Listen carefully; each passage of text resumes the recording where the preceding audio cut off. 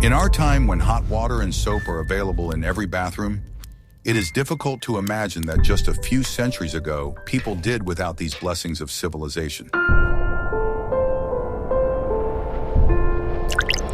But history is not just about wars and castles. It is also about everyday life in which people had to solve problems that we do not even think about today. One of the most surprising aspects of this life is hygiene. Despite widespread myths that the Middle Ages were a time of total unsanitary conditions, people of that time had the knowledge and ingenuity to maintain a very high level of cleanliness.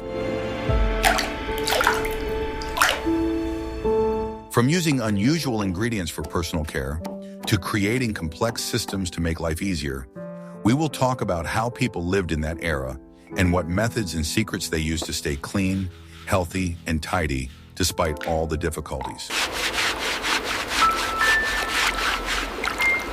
Today, we will debunk stereotypes and show that the Middle Ages were much cleaner than is commonly believed. Watch the video to the end to learn how medieval people used nature and its treasures to maintain cleanliness. For centuries, people have sought and found various ways to care for themselves, and oral hygiene was no exception. If a medieval person could look into our time, they would most likely be amazed by the abundance of toothpaste, toothbrushes, and mouthwashes. But they had their own secrets. Today it seems strange to us, but in those days, ash and sand were common hygiene products. Their coarse particles acted as an abrasive, removing plaque and food debris, and people believed that this helped keep their teeth healthy. Of course, such a cleaning agent could not fail to cause harm. Constant friction from large particles gradually thinned the enamel, making teeth vulnerable to cavities and other diseases. However, they did have herbs at their disposal. Mint, rosemary, and sage were added to the ash to not only freshen breath, but also fight bacteria. This combination of abrasive and natural antiseptics was a kind of compromise that allowed people to maintain some level of oral hygiene. However, it would be wrong to think that everyone used only ash and sand. There were other, more sophisticated methods. For example, in some cultures, thin twigs or roots were chewed until they formed a kind of brush for cleaning teeth. These toothpicks were softer and did not damage the enamel as much as sand. Sometimes they were dipped in herbal or salt solutions to enhance the cleaning effect. This was a gentler and probably more effective method. However, it was still no match for modern dental care methods, but it was a step forward compared to using ash. With the development of civilization and the emergence of new knowledge about medicine and hygiene, people began to look for safer and more effective remedies. The first toothpaste-like products appeared in ancient Egypt, but they were more like powders consisting of salt, pepper, and crushed pumice. They were also quite abrasive, but not as destructive as sand. In medieval Europe, this knowledge was partially lost, and it was not until the Renaissance that people began to pay more attention to hygiene and health again. During this period, doctors and pharmacists began experimenting with different compositions, adding aromatic oils and herbs to the powders to improve their taste and smell. Gradually, these experiments gave rise to the first prototypes of modern toothpaste. They were still far from ideal, but no longer contained such harsh and dangerous ingredients. It was slow but steady progress that eventually led to what we use today. Toothbrushes also evolved, from twigs and fingers to brushes with natural bristles, and finally to modern plastic ones with soft synthetic bristles. It is important to understand that hygiene was not a priority for most people at that time. Lack of knowledge about germs and diseases, as well as harsh living conditions, did not encourage thorough personal hygiene. Dental health was taken for granted, and tooth loss was seen as an inevitable part of aging. It was only with the development of science and medicine when people began to understand the connection between hygiene and overall health, that attitudes toward this issue began to change. Therefore, although the use of sand and ash seems strange to us, for people of that time, it was a perfectly reasonable solution based on their knowledge and capabilities. It was their way of dealing with problems without access to modern technology. And perhaps it was thanks to such simple but effective methods that they were able to maintain their dental health in some way. Could this method be considered so unusual that it could become the next viral meme on the modern internet? Something like, "I'm living like a medieval peasant for 24 hours? Write your opinion in the comments. Have you tried the new ale? Despite popular myths, medieval people loved to bathe. Bathhouses were an integral part of city life. They were not only a place to wash, but also to meet friends, discuss the news, and simply have a good time. In large cities, bathhouses were equipped with a complex water supply and heating system, which made them real centers of public life. Many bathhouses had separate rooms for men and women, as well as special days for families to visit. We're here. Is it warm inside? In villages, where public bathhouses were rare, people used home baths or simply washed in rivers. In cold weather, heated water was poured into wooden barrels for this purpose. People washed regularly to stay healthy and clean. Invisible vapors, unseen, yet they carry the plague from those vessels. However, despite their popularity, public baths were not always held in high esteem. With the arrival of the 14th century and the devastating Black Death epidemic, attitudes towards them changed dramatically.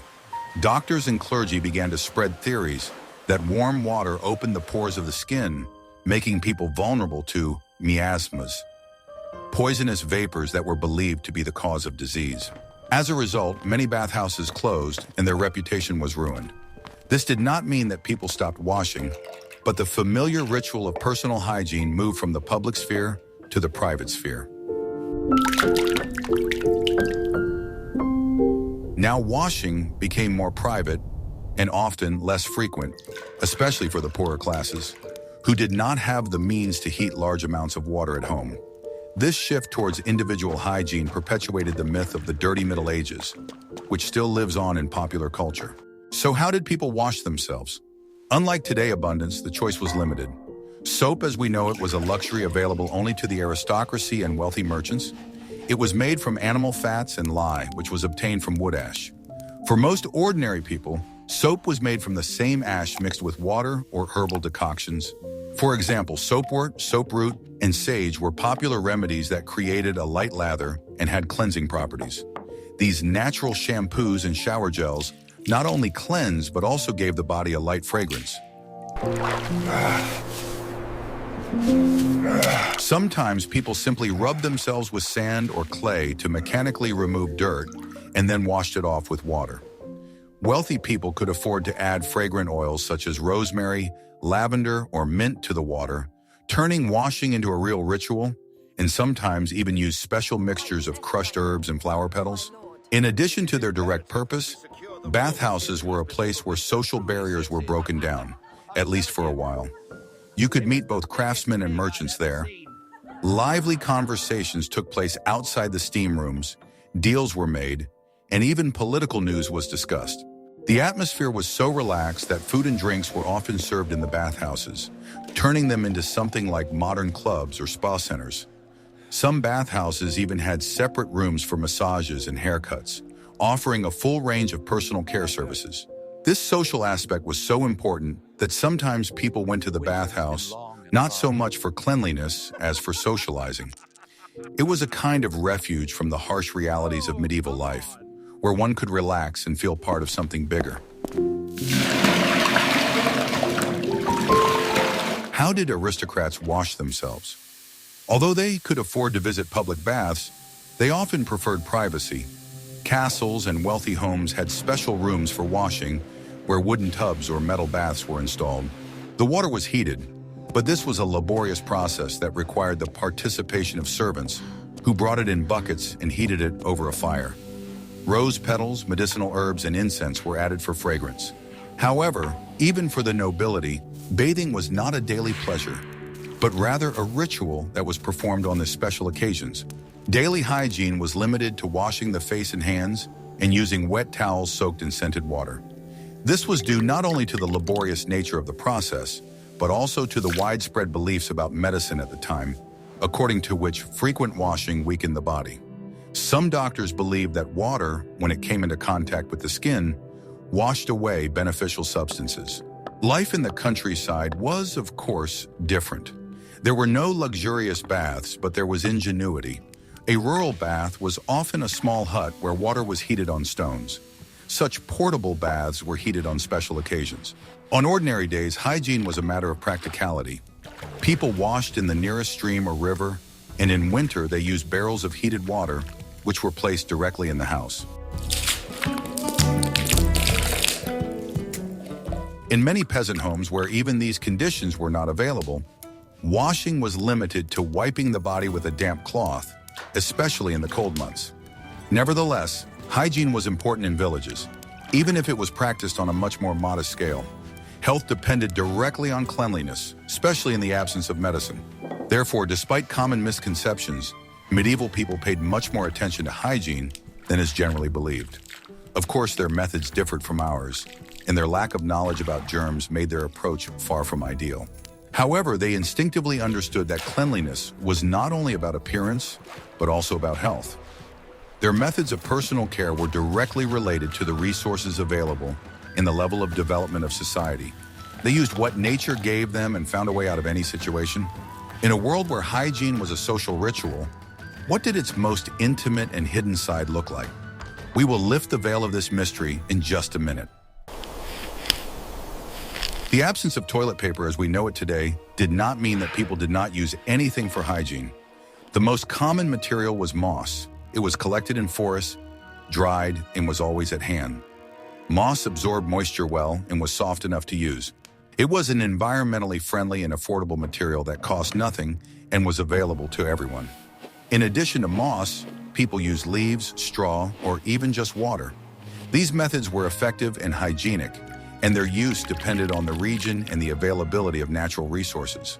The use of moss for hygiene was widespread throughout Europe and remained common until the late Middle Ages. It was one of the simplest but most effective ways to maintain cleanliness. However, depending on social status and place of residence, the range of personal hygiene products could vary greatly. For commoners living in villages or small towns, moss was a truly universal solution, as were dry burdock leaves, corn cobs, or bundles of straw. In some regions where smooth stones were available, they were also used after washing with water to complete the cleansing process. In contrast, members of the nobility and wealthy merchant class had access to much more comfortable and luxurious materials. They could use soft pieces of linen or wool, which were washed and reused, making their approach to hygiene, although costly, more refined and convenient. The absence of modern toilet paper was also closely linked to the absence of modern toilets. Communal toilets were common in cities, simple wooden benches with holes over running water or a pit. They were not only a place to relieve oneself, but also a place for socializing, which created certain social norms.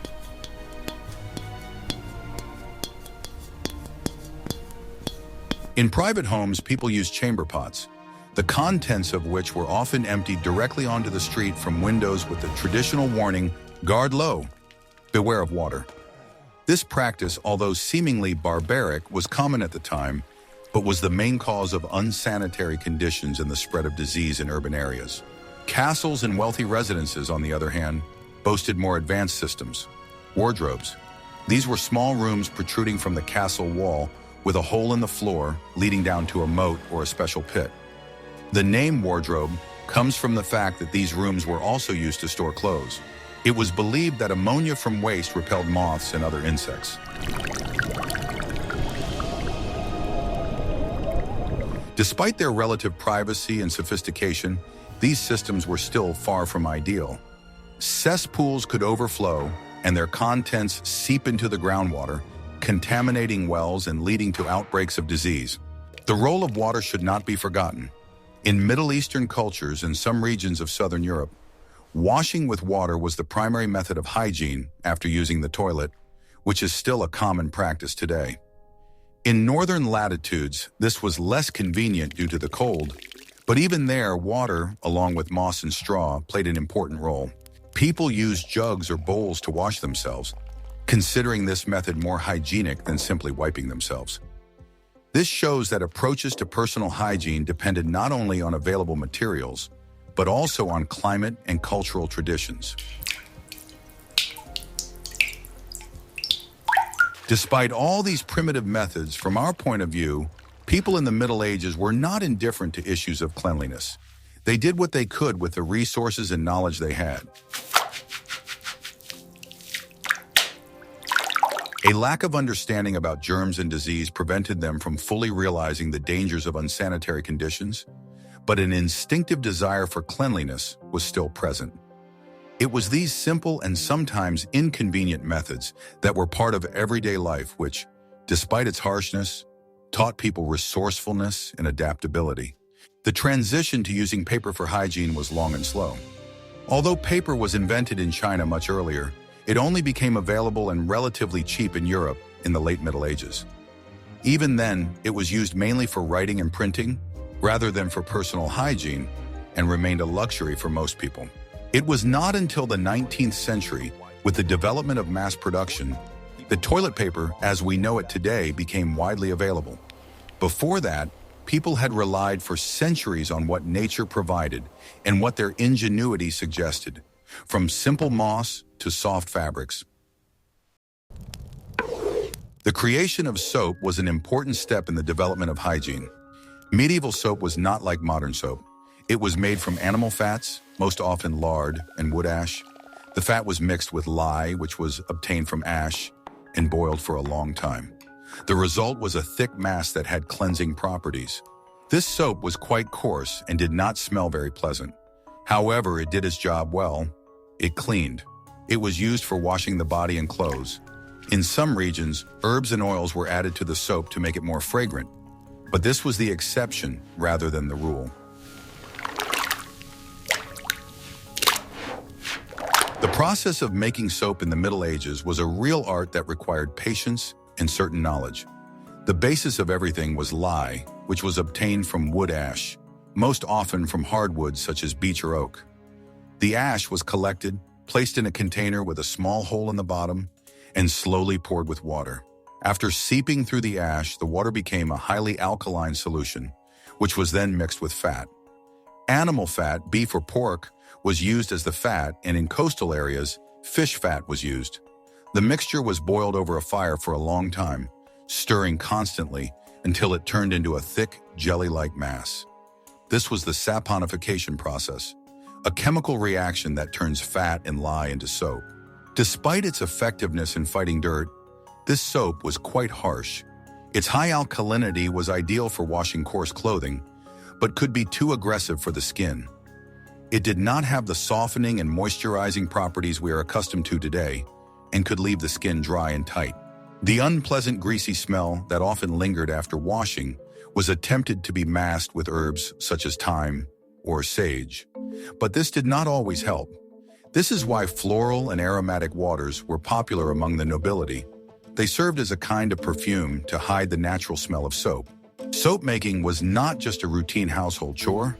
In cities, it became a separate craft, and soap makers formed guilds. The quality of soap depended on the skill of the craftsman and the availability of ingredients. The simplest and cheapest soap was used for washing, while more expensive and refined varieties to which oils and herbs were added were available only to wealthy people. Thus, even in something as mundane as soap, the social stratification of medieval society was reflected. The recipe for soap also varied depending on the region. In the Mediterranean, where olive pomace was abundant, it was used to make the famous Castile soap, which was much softer and more pleasant than its northern counterparts. In Scandinavia and other northern countries, where fish was the main source of fat, soap was made from fish or whale fat, which made it extremely effective, but gave it a specific, very strong smell. This shows how inventive people were in using the natural resources available to them. The history of medieval soap is a story of pragmatism. Soap was primarily a tool for fighting dirt, not a luxury or beauty product. Its rough but effective composition was ideally suited to the harsh conditions of the time. But this also raises an important question. If such soap was so strong that it could damage the skin, what did people use to care for the most delicate and precious part of their body? Their hair. We figured out the lard soap. Now imagine how they washed their hair with this bar. What could they do to keep their hair from turning into a tangled mess? Keep watching to find out the answer. Hair care in the Middle Ages was a separate topic. Women washed their hair very rarely, as it was a complicated and time-consuming process. Instead, they used dry cleaning methods. One such method was combing. Wooden combs helped remove dirt and dust and also stimulated the scalp. Another way to keep hair clean was to use herbal infusions. Rosemary, lavender, and chamomile were poured over with hot water and left to steep. The resulting liquid was used to rinse the hair, giving it shine and a pleasant scent. For oily hair, rye flower powder was used to absorb excess oil. Combing was the cornerstone of medieval hair care. It was not just a mechanical process, but a daily ritual that was performed several times a day. Combs were made from various materials: ivory, animal bones, or polished wood. This one is made out of the finest birch wood and carved with a raven, the symbol of the north. Combs with frequent teeth were used to remove dirt, dust, and importantly, parasites, while combs with fewer teeth helped detangle hair and distribute the scalp natural oils evenly throughout the hair. This ritual kept hair healthy and shiny, eliminating the need for frequent washing. For deeper cleansing, dry powders were rubbed into the hair. Not only rye flour, but also mixtures of crushed iris root, cinnamon, or other aromatic herbs. These powders acted as a kind of dry shampoo, absorbing excess oil and giving the hair a light, pleasant scent. When hair was finally washed, it was a real event. Herbal decoctions were used as shampoo. The herbs were chosen not only for their scent, but also for their beneficial properties. Rosemary was considered an excellent remedy for strengthening hair and combating hair loss. Chamomile was used to give light hair a golden hue, while sage and nettle were used to strengthen dark hair and give it shine. These infusions were much gentler than harsh soap made from ash and lard, and provided the hair with the necessary nourishment and protection. Knowledge of which herbs to use for what purpose was passed down from generation to generation, turning hair care into a unique form of folk medicine. Hairstyles and hair care had deep social and cultural significance. Long hair in women was considered a symbol of beauty and femininity, but married women were required to hide it under veils and capes. Only at home, among family members, could they let their hair down. Unmarried girls, on the other hand, often wore their hair in intricate braids decorated with ribbons, pearls, or other jewels to show off their beauty and social status. Let's add this. Men hairstyles were also varied and depended on fashion and social class. Knights wore their hair down to their shoulders, while clergy and peasants preferred shorter haircuts. Careful hair care, even with infrequent washing, was an unspoken ritual reflecting a person's virtue and social status. The process of washing hair was laborious and required a lot of effort. It was necessary to heat a large amount of water on the fire, which took a lot of time and energy. The washing itself often took place with the help of maids.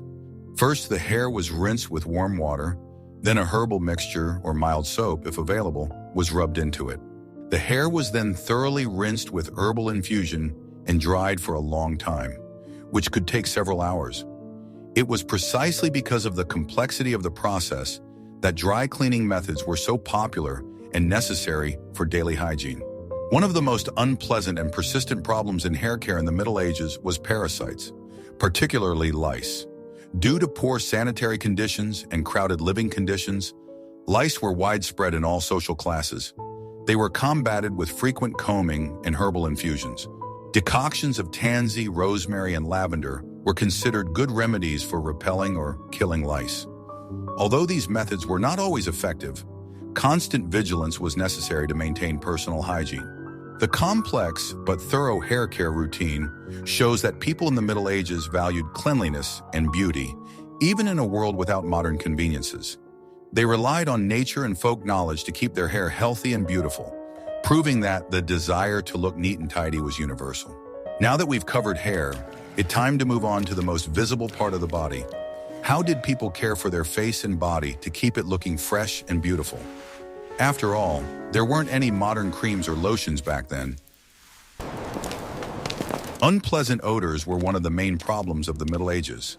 The lack of regular washing and deodorants, as we know them, forced people to look for alternative methods. The most popular method was the use of herbs and flowers. Bunches of lavender, rosemary, and mint were carried in small bags to mask unpleasant odors. Aromatic oils were also used, which were applied to the body and clothing. Oils derived from roses and oranges were particularly popular. These oils were expensive and only available to the nobility. For ordinary people, herbs remained the only way to combat odors. The use of herbs to combat odors was not limited to simple bunches. Often, these herbs and flowers were placed in special small bags or balls called pomanders. They were made from dried fruits, such as oranges, studded with cloves and other spices. Pomanders were worn around the neck or attached to a belt so that a source of pleasant fragrance was always at hand. They served not only to mask odors, but also as amulets to ward off miasmas, harmful vapors that were believed to cause disease.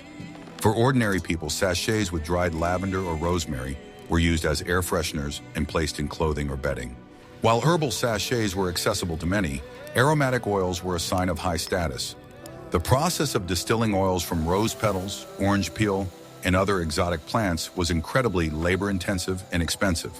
These precious essences were often imported from the Middle East, where the art of perfumery was much more developed.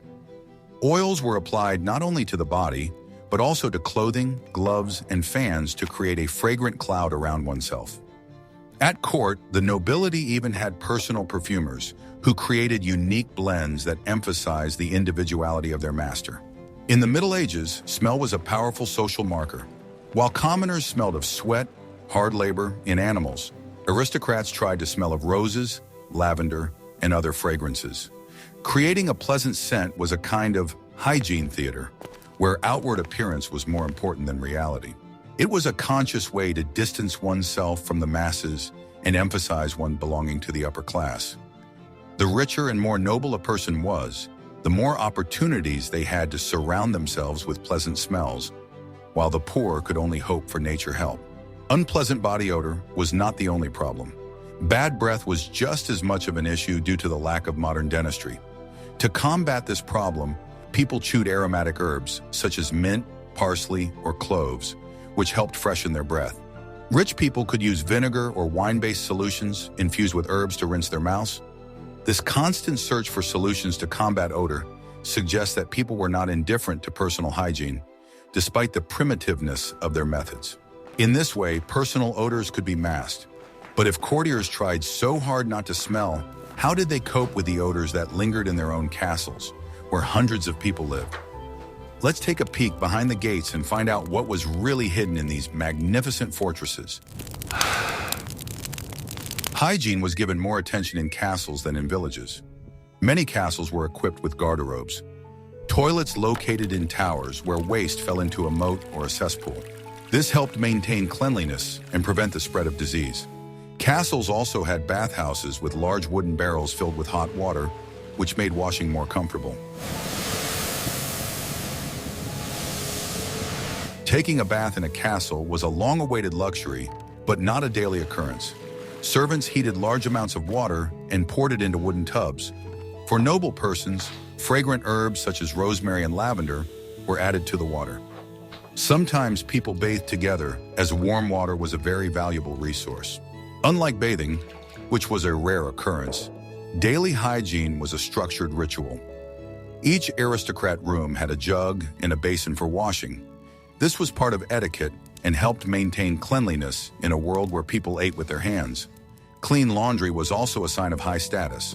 Despite all efforts, castles remained a breeding ground for pests such as rats, mice, and fleas. Cats and dogs served as cleaners. Herbs such as wormwood and tansy were scattered on the floor to repel insects. The constant battle against pests shows that even in castles, cleanliness was a relative concept.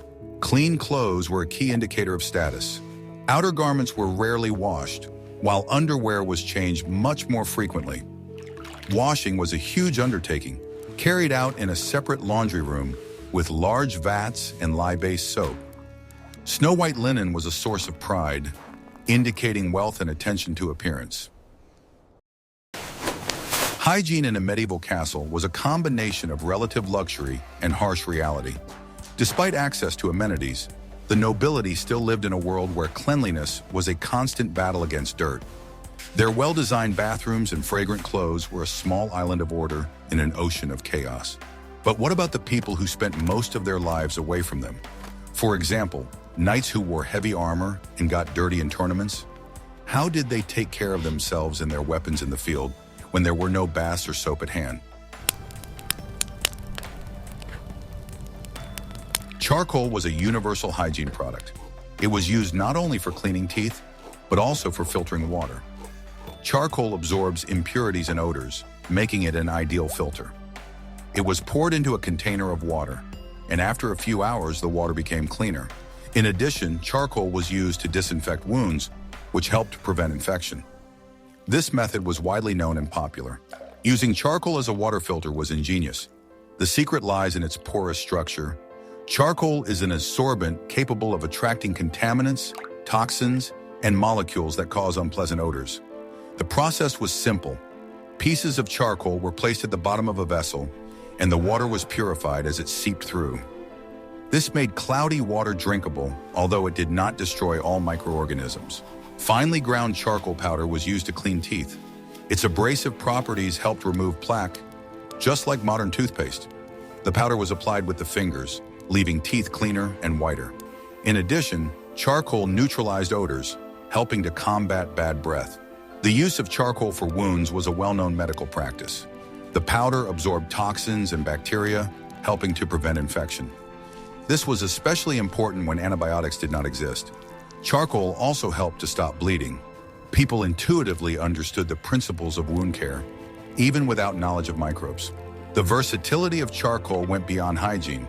In agriculture, it was used to improve soil, and in medicine, it was used to treat poisoning. Artists painted with it, and blacksmiths used it as fuel. Its ease of production made charcoal accessible to everyone.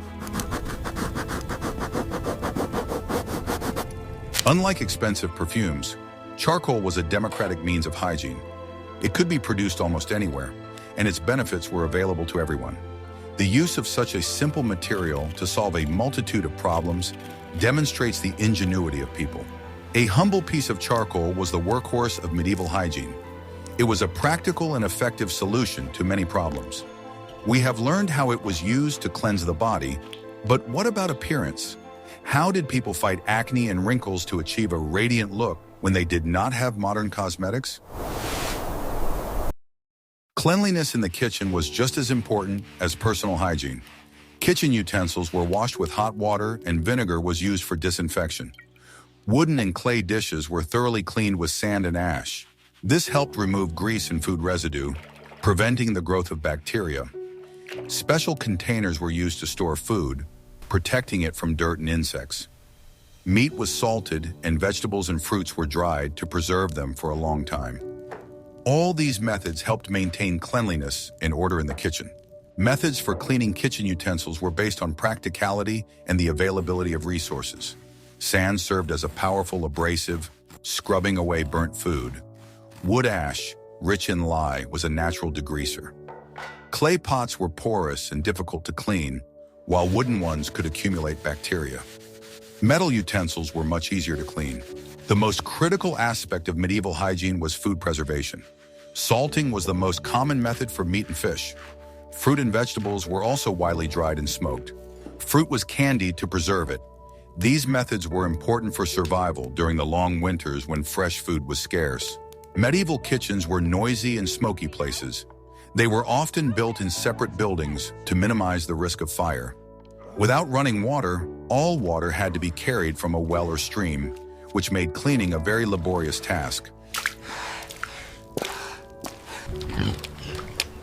Waste disposal was a constant problem. Food scraps were fed to domestic animals, and other waste was used for compost. The lack of proper sanitation attracted pests, making kitchen hygiene a never-ending battle. In addition to preservation, spices and herbs played an important role in hygiene. They were valued for their antimicrobial properties. Spices such as cloves and cinnamon help mask the taste of slightly spoiled food. Garlic and onions were considered powerful antiseptics. Such practical use speaks to a deep understanding of food safety, even without a modern understanding of microbes. Medieval cuisine was a testament to ingenuity. People found clever ways to maintain cleanliness and ensure food safety using simple tools and knowledge of nature. From the cleanliness of dishes to the freshness of ingredients, every step was a deliberate act of hygiene. Medieval doctors understood that cleanliness was linked to health. They recommended that patients wash themselves and keep their homes clean. Herbal infusions were used to treat wounds and prevent infection. This knowledge was passed down from generation to generation and shaped hygiene practices. Medical theories were based on the theory of humors, which claimed that health depended on the balance of 4 fluids in the body. Washing and herbal remedies were considered ways to maintain this balance, making hygiene an important part of treatment. In the Middle Ages, there was a division. Doctors dealt with internal diseases, while barbers performed surgical procedures such as bloodletting and tooth extraction. Despite their primitive ideas about hygiene, they understood the importance of cleaning wounds and used boiling water and herbal poultices with antiseptic properties. Plants were the cornerstone of medicine. Sage was used for oral hygiene, mint freshened breath, and thyme was used to wash wounds. Compresses made from chamomile and calendula were used to treat skin diseases. This reliance on natural remedies shows the deep connection between humans and nature. Monasteries were centers of medical care. Monks were skilled herbalists, and their infirmaries, the first hospitals, observed basic rules of hygiene, making these places cleaner than many ordinary homes. The dominant theory was that diseases spread through miasmas, unpleasant odors. This belief led to the widespread use of aromatic herbs and incense, which, although they did not kill germs, made the environment more tolerable. In the end, medieval medical knowledge, despite its shortcomings, gave rise to many effective hygiene practices. Hygiene was an integral part of health and life. We have learned how people took care of themselves at home, but what about places where large crowds gathered? How was hygiene maintained in the streets of a medieval city where thousands of people lived in cramped conditions? We have learned that the Middle Ages were much cleaner than commonly believed. People of that time possessed remarkable knowledge and ingenuity to maintain hygiene even without modern conveniences. They used readily available materials such as moss for personal hygiene and ash for washing dishes, creating effective solutions to everyday problems. We discovered that even in the dirtiest cities, people found ways to combat unpleasant odors, and castles were built with well-designed wardrobes and bathing rooms.